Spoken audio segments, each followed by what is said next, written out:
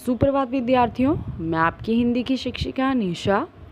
आज हम आपकी पुस्तक किशोर भारती का पाठ 2 पढ़ेंगे, जिसका नाम है हिमालय की बेटियां। इस पाठ के लेखक श्री नागार्जुन जी हैं, जिन्होंने इस पाठ में हिमालय के बारे में बताया हुआ है। पाठ के नाम से आपको पता लग रहा है, पाठ का नाम है हिमालय की बेटियां। तो यहाँ पर हिमालय की बेटियों के बारे में बताया गया है। लेखक ने हिमालय का यहाँ पर मानवीय रूप जो है वो बताया है। जैसे आपको पता है कि हिमालय क्या है, ये एक पर्वत है। और बेटियाँ, हिमालय की बेटियाँ कौन हो गई, उसकी नदियाँ जो निकलती हैं हिमालय से, उसको यहाँ पर लेखक ने हिमालय की बेटियों के रूप में बताया है। इस पाठ में लेखक ने हिमालय को एक पिता के रूप में दिखाया हुआ है कि हिमालय जो है, हिमालय पर्वत क्या है, वो एक पिता हैं और उनकी बेटियां जो हैं वो हिमालय से निकलने वाली नदियां हैं। जैसे ये गंगा, यमुना, सतलुज, ये क्या है, हिमालय से निकलने वाली नदियां हैं। और हिमालय क्या है, जो ये हिमालय इनका पिता है और ये नदियाँ जो हैं ये हिमालय की बेटियां हैं। इनके रूप का मानवीकरण जो है वो इस पाठ में लेखक नागार्जुन जी ने किया है। चलिए हम आगे पाठ पढ़ते हैं। अब अभी तक मैंने उन्हें दूर से देखा था। बड़ी गंभीर, शांत, अपने में खोई हुई लगती थी। सम्राट महिला की भांति वह प्रतीत होती थी। उन्हें उनके प्रति मेरे दिल में आदर और श्रद्धा के भाव थे।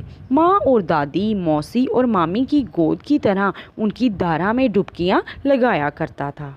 इसमें लेखक कहते हैं कि मैंने हिमालय को दूर से ही देखा हुआ था और दूर से हिमालय पर्वत जो है वो कैसा लगता है, बड़ा ही गंभीर और शांत किस्म का दिखाई देते हैं। और वो क्या ऐसे लगता है कि जो पर्वत है वो अपने में ही खोया हुआ है। एक सुशिक्षित महिला की भांति जो है ये पर्वत लेखक को महसूस होता है।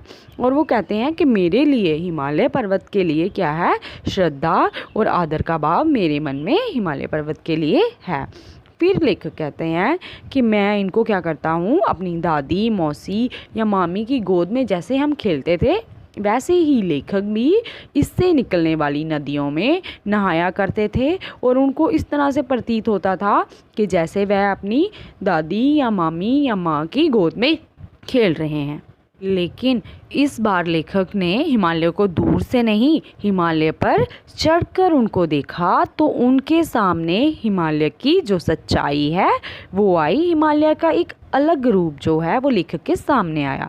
लेखक उस समय हिमालय से निकलने वाली दुबली पतली जो उसकी नदियां हैं, गंगा, यमुना, सतलुज, इनको मैदानों में जब उतरते देखा लेखक तो हैरान हो गया। क्यों हैरान हो गए लेखक?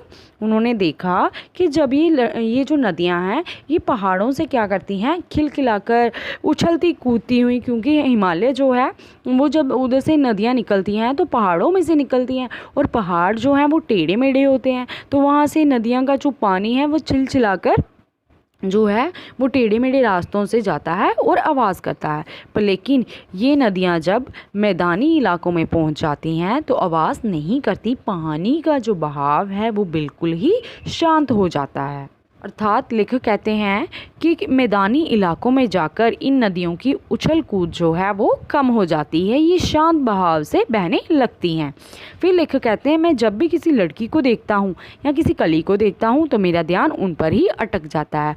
और उनको देखकर लेखक जो है हिमालय की बेटियाँ याद करने लग जाते हैं और उनको हिमालय से निकलने वाली नदियों का कौतूहल जो है वो याद आने लगता है। और वो क्या करते हैं, उन नदियों की बाल लीलाओं को फिर से बड़े प्रेम से देखते हैं। इसमें लेखक ये कहना चाहते हैं, ये बताना चाहते हैं कि जो हिमालय से निकलने वाली नदियां हैं वो एक कली और एक लड़की के जैसी हैं। कि जैसे लड़की जो है वो बहुत ही शोर मचाती है और कली जो है वो कितनी शांत होती है, वैसे ही हिमालय की नदियां जो हैं वो पहाड़ों में शोर करती हुई आती हैं और मैदानी इलाकों में आकर बिल्कुल शांत स्वभाव की हो जाती हैं।